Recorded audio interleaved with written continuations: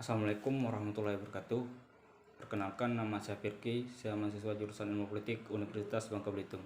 Di sini saya akan sedikit menjelaskan analisa saya tentang konteks gender dan seksualitas dalam politik identitas.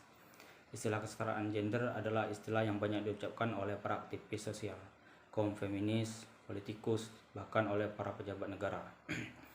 Istilah kesetaraan gender secara praktis hampir selalu diartikan sebagai kondisi ketidaksetaraan yang dialami oleh para perempuan.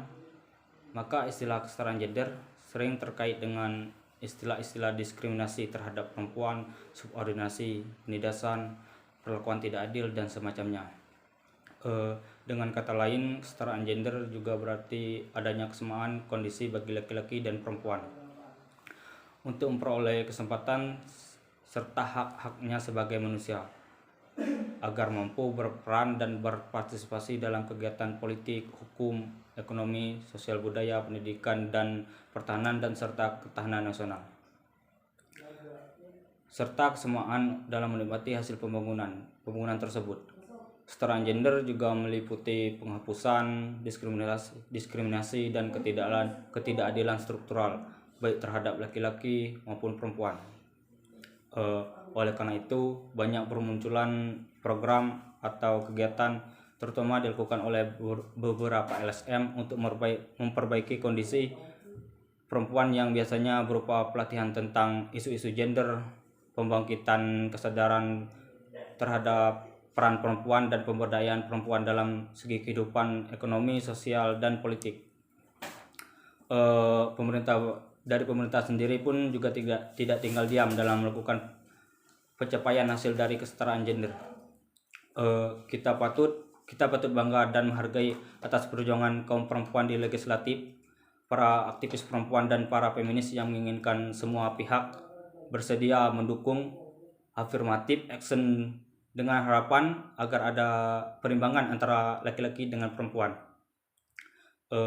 di lembaga legislatif maupun lembaga-lembaga pengambilan keputusan, sehingga kebijakan publik atau politik tidak akan bias gender, tetapi justru akan mendinginkan suhu politik yang semakin hari semakin panas. Berbicara tentang politik dan perempuan dan politik merupakan bahasan yang menarik, sebab peran politik perempuan dari perspektif kalangan feminisme radikal adalah di mana terjadinya transformasi total, kalau perlu dengan sedikit pemanasan peran. Isu gender terjadi akibat dari perbedaan peran, sifat biologis, hak, dan posisi, serta kuatnya nilai sosial budaya dan patriarki yang menempatkan laki-laki dan perempuan pada kedudukan dan peran yang berbeda atau tidak setara.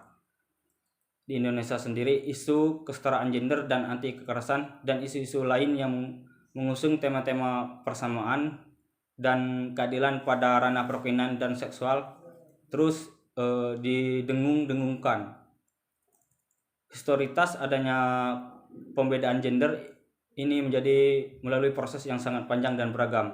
Di antaranya adalah karena dibentuk, disosialisasikan, diperkuat, bahkan dikonstruksi secara sosial maupun kultural, baik melalui interpretasi teks keagamaan ataupun oleh negara itu sendiri. Isu kesetaraan gender perlu menjadi perhatian bersama baik pemerintah juga dan dari masyarakat itu sendiri, melindungi akan hak perlindungan kekerasan fisik maupun psikis, hak politik, dan hak-hak lainnya. Di berbagai negara, permasalahan gender ini masih menjadi permasalahan yang belum terselesaikan, seperti kasus-kasus di Korea Selatan di mana budaya patriarkinya masih sangat cukup kental. Contohnya di bidang pekerjaan, perbandingan upah perempuan dan laki-laki di Korea Selatan berbanding cukup jauh, karena Korea Selatan sendiri menganut kepercayaan Konfusianisme yang terdapat falsafah pria itu lebih tinggi dari perempuan dan perempuan itu rendah dari laki-laki.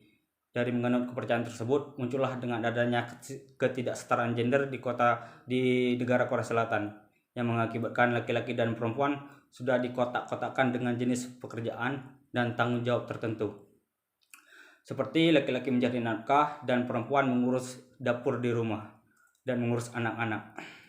Berdasarkan paparan Di muka tersebut dapat diketahui bahwa ketidaksetaraan gender berdampak pada mentalitas perempuan yang mengakibatkan tidak mendapatkan kesetaraan upah pada saat pekerjaan. Selain itu, warga Korea Selatan masih kental terhadap kepercayaan Konfusianisme yang mengkonstruksi pola pikir yang konservatif dalam memandang gender yang tidak setara.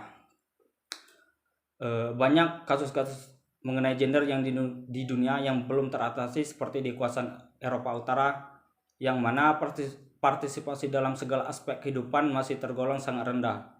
Dan khususnya di negara kita sendiri, Indonesia, permasalahan gender juga masih menjadi permasalahan yang belum teratasi, seperti masalah privasi perempuan dan masalah kesetaraan dalam dunia pekerjaan itu sendiri. Sekian saja sedikit analisa saya tentang konteks gender dan seksualitas dalam politik identitas. Saya tutup. Wassalamualaikum warahmatullahi wabarakatuh.